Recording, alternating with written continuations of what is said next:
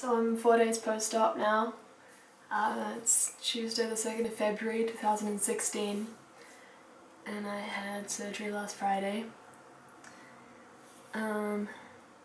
These are my blood bags and these are my little blood accordions. I don't know. They're quite long. I feel like they're longer than what I've seen in other videos, but I actually appreciate that because it means I can just put them on the ground and I don't have to carry them around with me all the time.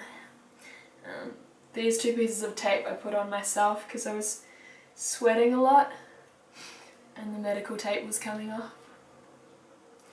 Yeah, I'm doing alright. I'm not on loads of painkillers at the moment. I haven't had an endo in for about 24 hours.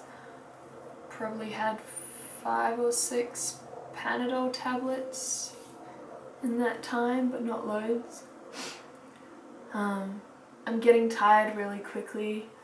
I went for a 15-minute walk yesterday and when I got back I just passed out on the couch. So the morning after surgery, my surgeon came in at about 7 AM just to check on me, had a look around, said everything was looking great. A few hours later this nurse came in because I was having some pain in my left side. So I pressed the button that summons the nurse and this nurse came in who I hadn't met, she hadn't been there the day before. And I said, oh, I've got some pain here. And I thought she'd just give me some painkillers and leave, but she goes, all right, I'll have a look. So she zipped my binder down to about here and unhooked it, but didn't take it all the way off. And then she had a look and she started poking around a bit and then she said, oh, what's this hard thing? It's really hard. It feels like a clump of nerves or something. What is it? And she started poking it really hard and like she was trying to massage it out or something. And I was quite out of it. Like, it was the morning after my operation. I had an afternoon operation. Apparently I wasn't out of surgery till 6:30 PM or something. It was quite late. So I was like pretty recently out of surgery and I said, what are you doing? That really hurts. And she goes, oh, I thought you said your left side hurt. And I said, well, yeah, now you're poking my right side where I just got cut open and it hurts. And then she kept prodding and poking and massaging this area for ages, it felt like. And then she called on one of the other nurses and she said, what is this? And the nurse took one look. She didn't even touch me. The other nurse took one look at me and she goes, that's the drain. And the nurse who had been poking and prodding for ages at this drain. I say ages and like it was probably about 5 minutes, but that's really fucking long when you're in a lot of pain, you know. So the nurse had been prodding, goes, oh! And then she said, oh, that's quite high, and then just zipped me up, hooked me up and left. And I was like, how unprofessional is that? Just like poke around on a patient for ages who's so newly out of surgery and like obviously she didn't know the procedure. It says on my papers at the very top, it says bilateral double mastectomy, and there's a bracket and it says high scar placement, bracket. And obviously like it's a less common procedure having the scar higher, so I suppose she expected the tubes to be lower. But like that doesn't give you the right to go prodding around on anyone. And now the tube that she prodded around on that side, it's a little bit longer down here, so I worry that she pushed it out a little bit. And I can't really show you because I've taped myself up. But also it didn't bleed for the first 2 days. There was hardly anything coming out this tube. And then yesterday after my walk, then it started bleeding loads. So I wonder if she moved it and like didn't put it back where my surgeon had intended it to be.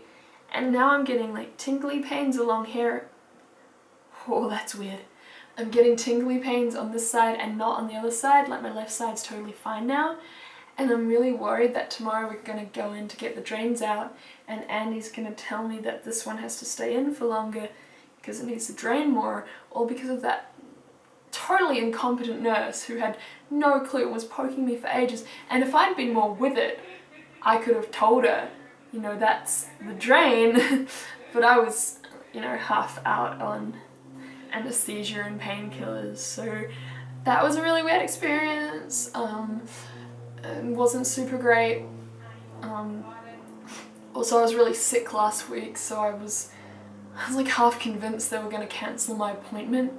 So I showed up and I was telling my friend who went with me, I was like, no, are they going to cancel it? I was coughing and sneezing, coughing up phlegms, totally blocked that morning. And the anesthesiologist just took my